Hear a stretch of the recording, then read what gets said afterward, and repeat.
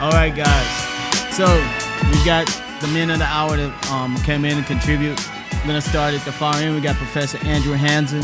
That's our head instructor for here.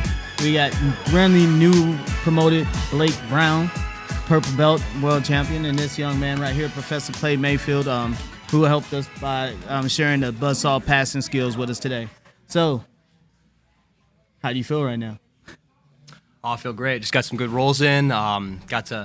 Got to share some guard passing. Just a good time on the mats today. I feel ready for some barbecue. All right. That sounds good. So for some of those who may not know who you are, give them a little bit about you, your bio, where you started training, and what you got going on now. I'm from Evansville, Indiana. So it's right on the other side of the Ohio River from Kentucky. If Indiana looks like a boot, we're right in like the big toe of the boot. Wrestled from age 6 to age 18. Didn't wrestle in high school. Didn't do any sports in college. And then as soon as I graduated, I moved to Nashville and started training at a gym here. Was told that Triangle had the baddest white belts in town and the hardest open mat. So just one of my training partners talked me to going down there. Turned out that it's not an open mat. It's a 2-hour competition class. So, drinking the night before and not coming in hydrated was a bad idea. Kind of got my butt whooped and would come down every now and then when I needed a hard session, and then slowly over time just started training there more and more and decided that's the place I needed to be to achieve the goals I wanted. All right. And what were some of those goals, and what have you achieved since being at Triangle? My goal, for whatever reason, was, as a white belt, was to win blue belt worlds, not do anything at white belt. So I competed a little bit at white belt, trained, watched lots of film, learned how to study, learned how to train. I had a cousin who's a black belt in California, Lucas Leitch. He came down and we did the whole gym hop, go to different gyms in town. We went to Triangle one night, and on the 35-minute car ride home, he told me that, Blake, when you're ready to be a world champion, this is where you need to go train. So I stuck with my old gym for a little bit, and then once I got my blue belt, a month or two later, I switched to Triangle, which would have been in mid-December. Started training there, and then 6 months later, I was a world champion out in LA. That's amazing. Awesome. All right. So now, about yourself, Professor. So I was born in Texas and Cool. moved around a lot. My dad was in medical school growing up, so we lived in England, we lived in the Caribbean, Belize, and then all over the States. And was homeschooled, so I never got to play sports. And was just kind of a weird kid in general. And then when I was 15, I started Jiu-Jitsu. My dad, we settled in Kentucky. My dad found a gym and always had wanted us to start martial arts. And so started Jiu-Jitsu when I was 15, and Judo and, stick and knife fighting, kind of everything. And I really fell in love with it. It was the only sport I'd ever played. And it ended up being kind of like a low-level gym, but it whet my appetite. So I trained there for 8 years, started teaching full-time, moved out when I was 19, just doing jiu-jitsu full-time. And then in my 20s, I was a purple belt, brown belt. I got really interested in competing, and I found the Pedigo submission fighting gym that was right up the street from my old gym, an hour away. And I had dropped in and cross-trained there a couple times and just gotten the shit beaten out of me. But they were great guys, Heath Pedigo and the team there. I really enjoyed them.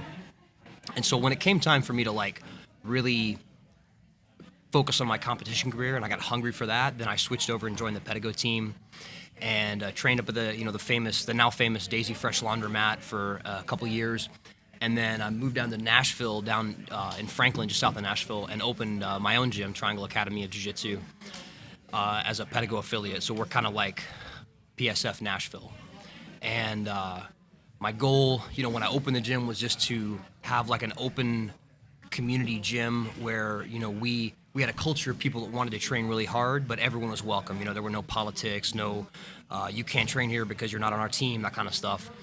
I wanted to create a gym that fostered world level athletes, but also was really open-minded to bringing in other people that were better than certain things than me, like wrestlers that were better than me at wrestling and leg lockers and all this kind of stuff.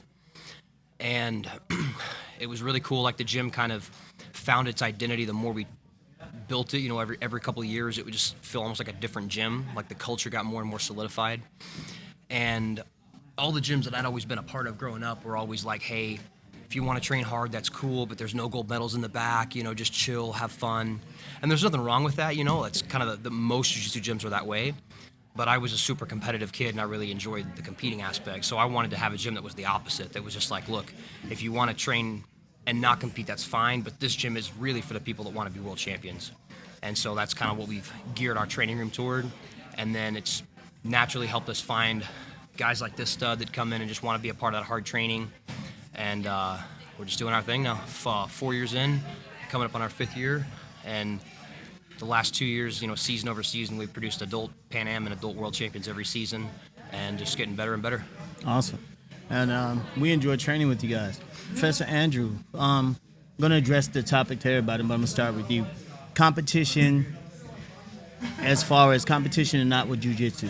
I say, what is your view? Do you have to do it? Does it make you better? What's your take on it? Regardless of your goals, competition is beneficial for anyone. I don't enforce it as a mandate, but I think if you're going to train up to black belt and eventually teach other people, you have to. Like, I can't run a gym and have some students that want to compete, and I've never done it myself. You'll never know what it takes for them, to be able to be successful in that experience as well. Like Clay, I actually didn't compete a whole lot as a white and blue belt, especially with the IBJJF. Once I hit purple and brown, though, it kind of became a full-time gig for me. My wife was active duty military, so I was working part-time jobs and just training full-time, so that's what I did. To me, I think competition, a lot of people will have the argument of like sport versus self-defense. I've never met a fantastic sport player that didn't have good self-defense skills. Exactly. But I've met people with good self-defense skills that couldn't do shit in a real life confrontation. No one talks about, you just do sports boxing. Yeah, right? Like a sport. I just do sports Floyd boxing. Mayweather is a sport boxer, but Yeah. I can't hit the fucking guy. Exactly. Let's be square. So that's the reality is, in order to be good and know that your skills work under the duress and the anxiety of the unknown and the weight cutting and the travel. Combat. All of it. It's real. You got to have that sympathetic nervous response to really know what it's like to have to use those skills when you're not comfortable.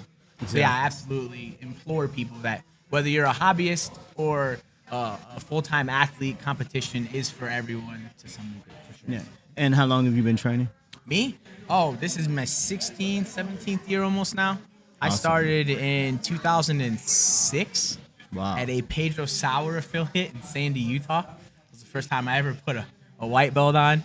And then I earned my black belt in 2019 at the Yamasaki Academy. Awesome.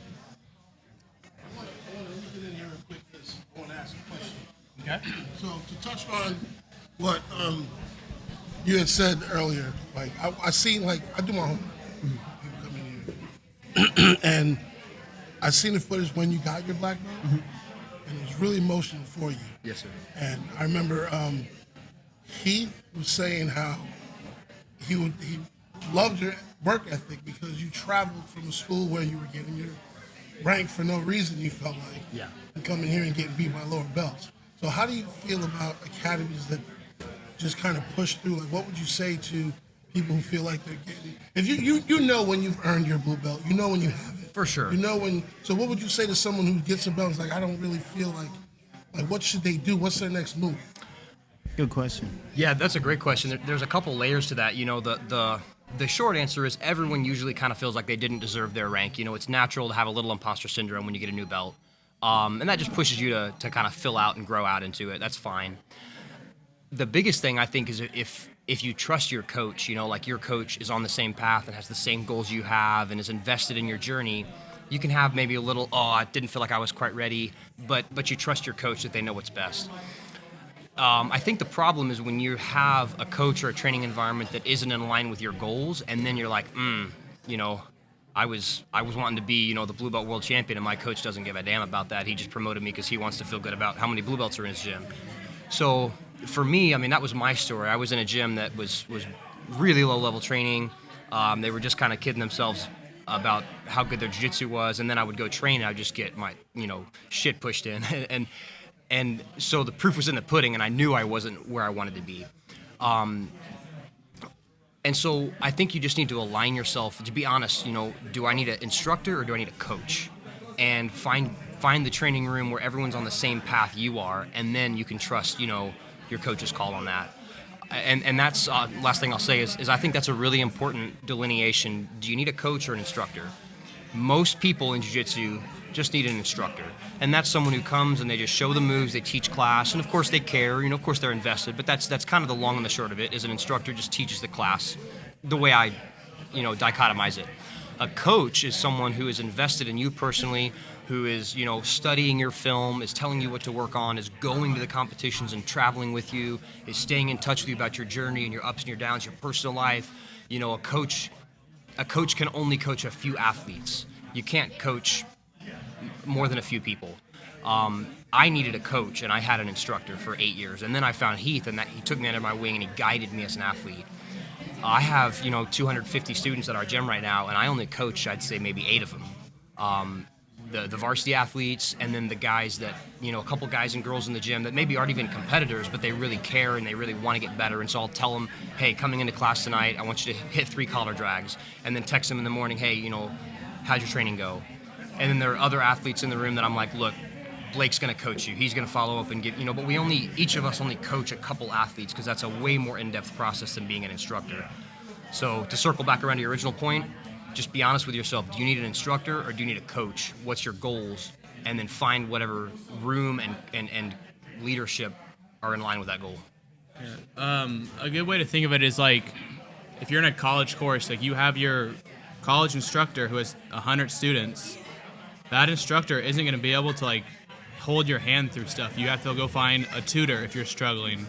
Or like I coach wrestling at Father Ryan, and we have 30 kids in our team, and we have like any given day we have 6 to 8 coaches in the room. So that's a 5-to-1 ratio or better. So everybody always has eyes on them. If anybody has a question, it's not like, oh, Coach Simpson's over there working with them. Well, we're gonna get some more reps over here. They're gonna be wrong, and we'll wait for him to come around. Like you just grab somebody. Typically you'll break it up where like you have like the heavyweight coach, and you have guys that like mainly deal with like the smaller guys, and guys that deal with the guys in the middle of the group. I feel like the more, and like it's difficult to have a lot of coaches in a jiu-jitsu gym, but your coach doesn't have to be the person teaching the class. Like your coach can just be a higher belt that you ask questions about, or be like, hey, can you watch this film for me? Like they can just be a friend who's been doing it for 4 years longer than you. And that's something I'll do a lot in the room. Like I'll see somebody do something, and then after class I'll pull them aside and show them something that will help them. I'm not like watching every single one of their roles, but like I make sure that like I'm a leader in the room, and helping everybody get better. 'Cause if they get better, they push me, then I'm gonna get better. What we have down in Franklin is we have the varsity program, and I'm like the director of that. So we have 2 guys that are in the varsity program, and then we have a couple girls that'll show up too. And every day before drilling, I'll tell Owen what he has to drill that day. I'll tell Aiden what he has to drill that day. And I'll tell the girls what they need to drill that day. And then we'll get feedback after the drilling session. And I have a spreadsheet of like what they're going to drill what days. And then I'll set it up to where like they'll do like Toriandos for 10 rounds every day for a month. And then they'll do another thing. But in the back half of the drilling, maybe they're working on something that happened the night before in sparring that they had a problem with. And then they'll give me film every week that I'll just watch like 6 minutes of film for them and tell them like, hey, they passed your guard because of this. You left points on the table here because of this. Let's clean this up, stuff like that, so that they're always progressing. They're not just showing up to roll, showing up, shooting the same double leg and drilling every single day because they don't have anything else to do. Like they're always getting better. And the goal is, because a lot of our varsity athletes are younger, is to kind of like hold their hand through that to like show them what they need to do, so that as they progress, they can start doing that for themselves. They can start troubleshooting their own game, seeking out instructionals that they think will help them, instead of like me being like, hey, watch this instructional because you struggle here. Hey, you need to do this because you struggle here. I'm watching your film.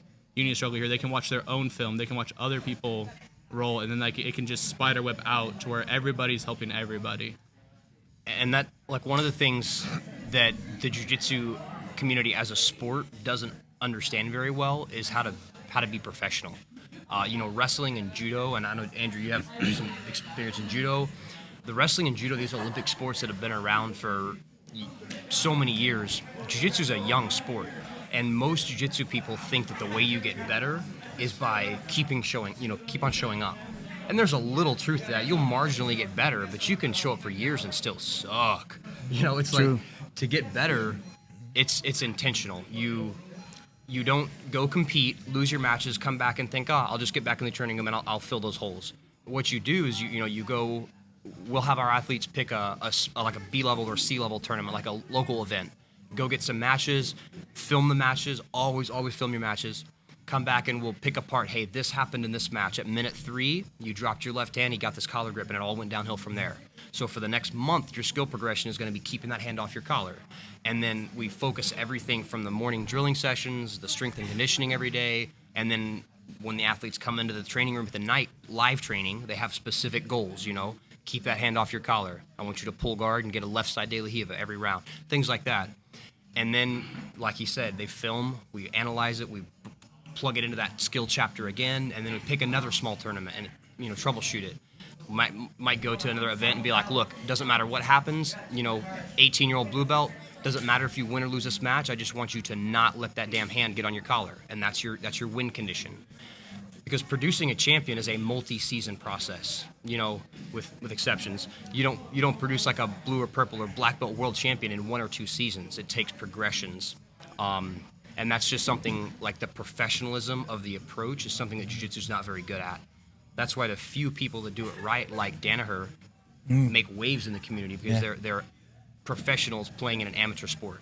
And I was just going to bring that up, like John Danaher highlights that. Like, anytime like I have something I'm really good at, a lot of times you lean on that, especially like your A game, we call it that, right? But anytime you want to build skills, you're going to experience a backwards effect of your jiu-jitsu and success rate, right? And the only way you can get better is if you're willing to actually explore and take those, those small losses in between. We call it deliberate practice in the teaching profession, right? Yeah. Just come in and I can just roll for a win, or I find a single thing or a single set of skills or a sequence that I'm trying to really refine that's outside of my realm of expertise right now. And that's hard for a lot of people to do because, especially as a competitive wrestler or a judo player, you come in with that competitive nature and that ego where sometimes you don't want to lose even in practice. Your performance goes down when you plug something new in. It has to, right? And if you're going to get better, you have to be willing to take that downward slide and hit to improve on something that you're not skilled at, for sure. 100%. And you have to be like humble with your jiu-jitsu too, and do something like that where you handicap yourself. I know when I was a white belt, I wanted to get really good at taking the back and finishing from there. So I told myself I wasn't allowed to submit anybody from any position unless it was a rear naked choke from the back, gi or no gi. So it didn't matter what position I was in, how many times I passed their guard, I didn't allow myself to do anything unless it was a rear naked choke from the back. So because of that, I got good at like scrambling to the back, and I got good at like the little details of finishing the rear naked choke. And sometimes it's not deliberate handicapping yourself. Sometimes you'll have like an injury. So an example of that would be like I hurt my wrist back in like November, so I couldn't Darce choke anybody because of it. And that's like my A game. I think I had 18 submissions at blue belt from just a Darce choke. So all of a sudden I had to learn how to pass half guard, so I couldn't just Darce choke people from half guard anymore. So then my passing got really good, and I like started prioritizing the underhook and like expanding my game elsewhere. Where like typically against like a white, blue, or purple belt, like most positions, I was just able to submit them really quick with the Darce choke. But now I can go against people that have been doing this for way longer than me because I can actually solidify the position. Another example would be like when Buchecha hurt his knee. Like he used to just pass people because he was crazy athletic. And then he had a knee injury, so he just had to learn how to like leg weave and folding past everybody. And then that's what he did to everybody because he couldn't be as fast or as athletic as he used to be after the knee injury. Which it's important to develop that approach, especially when you're in the adult age, because as you get up to the master levels and your body starts to fail, right? And you have to someday accept that. You got to change. You got to change the way you approach training, right? If you're gonna, and again, teaching. So my degree in college was teaching PE, right? We're talking about life sports. Those are things you can do even into your old age. Sparring and jiu-jitsu and competing full speed, if you're safe and healthy about it, maybe, right? Exactly. We generally lead towards tennis and swimming and things that aren't so high impact on the joints. But if you can learn to train safe and intelligibly when you're 25, it's more likely when you're 50, 60, 70, you're going to be able to still be on the mat as opposed to someone who wasn't able to evolve over those years, just took all those lumps and their body broke apart, you know? So those were shots fired at the 54-year-old black belt who's been nursing a sore hip all day. But that's actually what we were gonna address. And knowing that I should not have went out there, I went out there and touched this young man, and he was sweet when he folded me up. But yeah, because you just can't have somebody come in and not train. That's part of it. But a lot of that, and I was gonna talk about that as well. And it's not just with age. Weight gain, weight loss, injury. I have had it all. Like I said, lost a lot of weight, changed my medications. My jiu-jitsu game today is totally different from what it was a year ago, thank goodness. But had to go back and start looking at things and making some adjustments and switching up. And I think that's the other great thing about jiu-jitsu, right? It's a living art. But every day you get the chance to decide, what am I going to pour into my cup today? Or what am I going to take out of my cup to see what happens? You get to play chef with your jiu-jitsu, and I think that's pretty cool. I love to cook, so you get to go in the kitchen and play with this stuff. That's why I was very excited about having you guys come in with the Buzzsaw passing. Love the things that Professor Andrew has been able to introduce to some of the students. And it's funny, like, it has the same type of mentality when we come looking at people. He watches. And that's one of the things I always tell about. If you hear us yelling at you, it's because we see something that we want you to get. Right? And some people don't understand. It's like, I said, when your coach isn't talking to you, isn't that the time to be afraid, right? Like, that's what part you want to have concern. When your coach is telling you or losing their mind, they're showing you that they believe you have something, and they're just trying to pour it out of you. Being an older competitor, I'm trying. A lot of my game was strength, athleticism, and all that. As I'm getting older and it's not there, I'm having to find different things to do. And but my coach is at the end of the table. He's working with me to get there. Yeah. You guys may not have old people as old as I am in your gym. However, you'll be here one day. All right. So you're gonna get old. Talk for life. I got a question. One of our viewers had a question, so I figured it'd be great for you because you guys are big no-gi guys, right? Let's hear it. In the no-gi situation, if you train just no-gi, do you do a belt system? If you just train no-gi, how do you? If you train just no-gi, Sure. can you go from white to blue? I mean, how does that work? So, not trying to be funny, I would say if you train only no gi, you should start training in the gi. You know, I think you should absolutely do both. I feel like maybe it might morph into a different sport sometime soon. I hope not. I don't want to see, no gi become submission grappling and jiu-jitsu be just in the gi. Might go that direction, but I've never promoted anyone in a no-gi class. We don't do stripes, we don't do belts in the no-gi. Everyone trains both at our gym, and as athletes, we train both. And I think, I don't believe the old cliche about if you want to be good at no-gi, gi makes you better. I think training in the gi makes you good at gi, and training in the no-gi makes you good at no-gi, and either training dovetails into the other.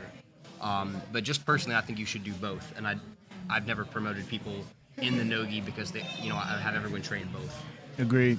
But what do you think, Blake? I think that, unless you're at the level where you're a brown or black belt and you're making money competing just no-gi, you're ADCC level, you're winning world titles in the no-gi only, unless you're that top 1% of the jiu-jitsu community, you need to be doing both. Because if you go to a gym that offers both and you only go to no-gi classes, you're cutting the amount of training time you can have in half. If you go to a tournament and you only do the no-gi portion and not the gi, you just cut the amount of matches you could have in half. So now you get half as many matches and half the training time. And a lot of times they'll show, when you go to an academy, they'll show different things in the no-gi than they do in the gi. Yep. So you're cutting the amount of curriculum you're consuming in 1 week also in half. You can cut, if you only watch no-gi stuff and you don't watch any gi stuff, you're cutting the amount of jiu-jitsu you consume on social media or visually through film study in half. So I feel like you're really, really hindering yourself by doing that. So at Blue Belt, I had 101 matches. If I only did no-gi, I'd have 50 matches. But I was 100 yeah, at Blue Belt? 14 months. My body hurts. Ouch. But, Master, ouch. That means the whole warm up, shake the guy's hand, first 10 seconds, who's gonna get the grip, who's gonna pull, who's gonna get the takedown, that whole experience. I would have 50 less reps of that had I only done no-gi or only done the gi. So doing both, and I'd have half as much film to watch, so I'd have half as many mistakes to fix. So I'd have way more holes in my game if I only did one versus the other. So I feel like, especially if you're white, blue, purple level, you need to be doing both. Because you could be a guy who only likes to do no-gi. You go to a gi tournament, you run into a hammer or purple belt, and you're like, wow, this is what a world champion feels like. Even though it's not something I prefer, like I know what that level is. So Were you talking about yourself as the hammer purple belt? yeah, Self-love. So that kind of like, to dovetail off of that, what he said about the experience, this is something that I preach to all of our athletes. Competing is a separate skill than being good at jiu-jitsu. 100%. You know, Yes. like Whole you different guys can thing. attest to this too, I'm sure. Yes. Whole different. Competing is a whole different skill tree. If you think about it like, you know, kind of a nerd, you think you're playing Skyrim, you know, and you have like your alchemy tree and then your archery tree or whatever. It's a completely different skill set. The Elder You're playing Knolls. Force Unleashed, and you just spec all into Force Lightning. Yeah, so you're, Hashtag nerds. so There's that can fight. Most of the good ones can. So for real though, you know, it's not just that having a sick triangle choke or single leg takedown is going to propel you to win a match. You got to be good at that too. But the skill of competing is the mental preparation, planning out a game plan with your coach, listening to your coach's voice out of the crowd, the weight cut, the nerves, the warm-up routine, you know, the recovery between matches. All of those things take time, and it's just like flexing a muscle in the gym. You know, every time you lift a weight, your muscle gets stronger. Every time you go compete, you get better at that skill. And so, you know, you don't want to be like, oh, I want to win Pan Ams and win Worlds and just go do Pan Ams and Worlds, you know? There's no tournament that we're too good to go to. We go to the Fujis, the grappling games, you know, the like smallest tournaments in the arena or on the circuit, just to go get matches, so that when we compete on the big stages, you don't feel those nerves and butterflies. You're used to that skill, just like when you grip a gi, you know what it feels like, and you just do your thing. And then, again, piggybacking off what he said, original question was promoting someone who only does no-gi versus the gi. Absolutely not. Brazilian Jiu-Jitsu is in relevance to the gi. If you neglect the grip fighting, you're literally missing so many things. And even me, that's the biggest reason I started training Judo, is in my experience, Judoka are superior grip fighters to Judo players or Jiu-Jitsu 1000%. players, right? And even Clay probably trains it for that reason. Travis gets his hands on you, you're toast, right? get him off. You have to keep him away from you, because that once he gets a hold of you, you're dead. Same scenario. So like, a lot of people online will bicker back and forth about what's better or worse or handicapped or not. I think you're handicapping yourself if you neglect one or the other. Yep. A lot of and the no-gi same players. goes for gi guys that don't do no-gi. Exactly. Like for me, I like to avoid, especially like no-gi divisions when I've had my knees messed up a lot of the times, because people fall in love with the leg lock, or they only want to lean on their wrestling and they don't like being gripped in that. And for me, I avoid it just because I'm not waiting to get caught in another leg getting caught up and I'm spending 6 months off the mat or a year. Exactly. Because I have teaching accountability in that. But if I didn't have, that same problem for me or knee injuries, I would absolutely advocate for everyone to do both gi and no gi. One is not more important than the other. You need to have an answer in both scenarios, 100%. Exactly. Which is why we have a very balanced curriculum here. We make sure we're teaching both. People have access to both, as well as wrestling, judo, and boxing and striking as well. I know we don't have much time, but when we talk about, we love it. It's a sport. We talked about the self-defense aspect of it. But like anything else, if you're going to train for life. So if you're thinking about defending your family, I'm always going to advocate. I think jiu-jitsu is one of the better things you can do, but you also need to add some boxing. Get some wrestling, get some judo, learn how to hit somebody with the earth. And then this is Tennessee. Shoot. Shoot them. Yeah. Shoot. Gotta be able to shoot too. Yeah, if you're not training, I'm serious. There's a video circulating of a young man went sports jiu-jitsu. Grabbed a guy with an armbar. Guy pulled out a knife and stabbed him in his gut. All right, so if you're defending yourself, think intelligently. That's another conversation that we kind of hear, especially here because of the way we train. People always throw out, well, your jiu-jitsu won't stop a bullet. Well, not too many things will stop a bullet. But if we close distance on you and we get hands on you, that's a whole different conversation. Yeah, I mean, my favorite thing I've ever heard someone say about that was that if you carry a gun and you don't have basic combative skills, you're just a holster for someone else. Exactly. Most cops are shot with their own gun.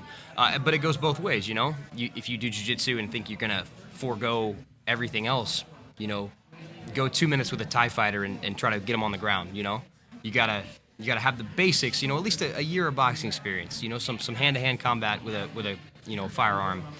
It's all there, and you can't neglect any part. Exactly.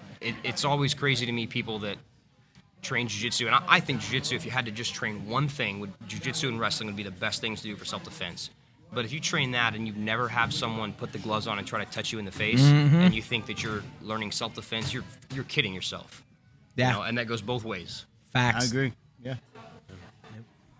Would you agree that jiu-jitsu is something that benefit women more than men in a tough situation? No. Because I feel like the first thing that's what I did grabs a woman and throw her around. Yeah. So the question was, do we feel that jiu-jitsu would be more beneficial for a woman than a man? Maybe like versus other martial arts. Yeah, versus Like if a girl went and just trained boxing, like it's not going to help her as much as she did grappling. You had to pick for your daughter, not just because you're the pedagogue guy. Sure, yeah. But if you had to pick for your daughter, you had to say boxing, karate, kickboxing, or jiu-jitsu. What would you pick? So if I'm being forced to just pick one, You gotta only pick one. grappling for sure, you know, like jiu-jitsu, wrestling, grappling. But the good news is we don't have to pick just one, you know. I think the basics of all of it. But yeah, if you had to pick, like, hey, 95% of fights go to the ground, you got to learn one, grappling. Adding on to that, and I know this is a sore subject for a lot of people, I personally intolerably cannot stand the 3 words together known as women's self-defense. Yeah. I think that's awful.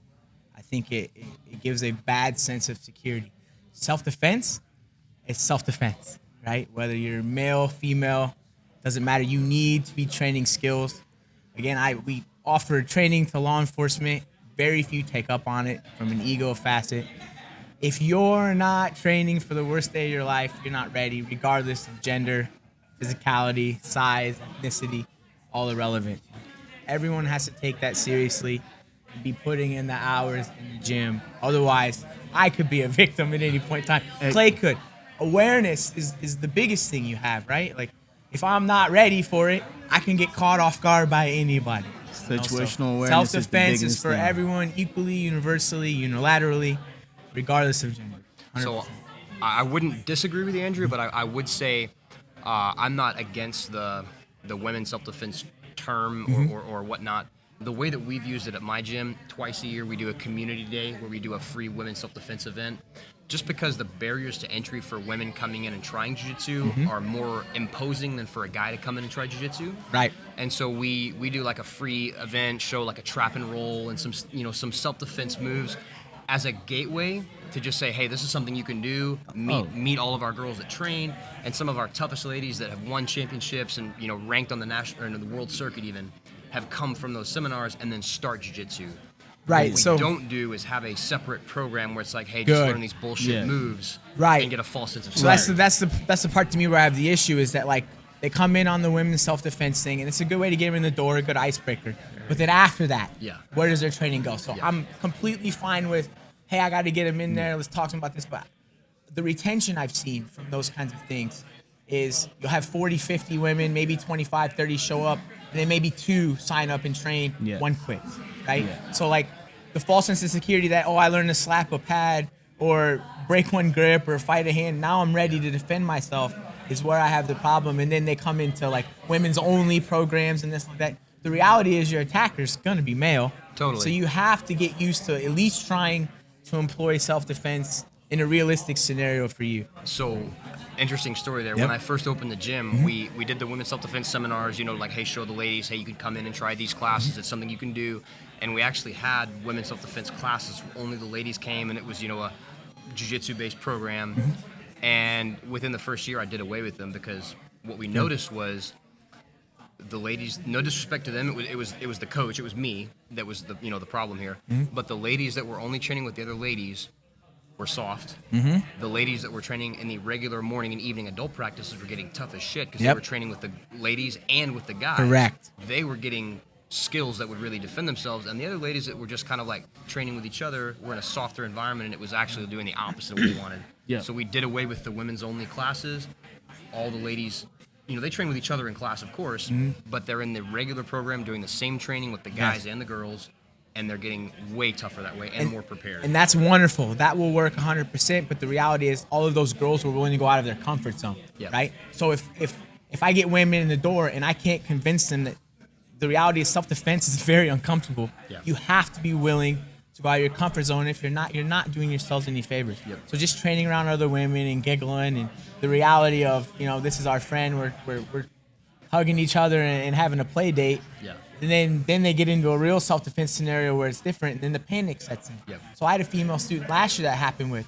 In self-defense class, started turning up a little on her, came after her. I didn't do anything threatening, but just the panic of the situation. She hadn't experienced that. She'd been training self-defense for nearly a year.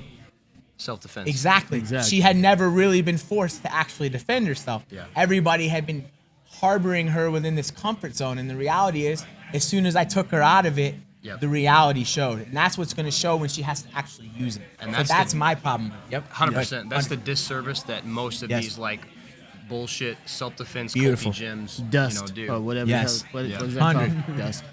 So we got to wrap this up. We spent a lot of time. I know you guys got to get something in. You've been training really hard.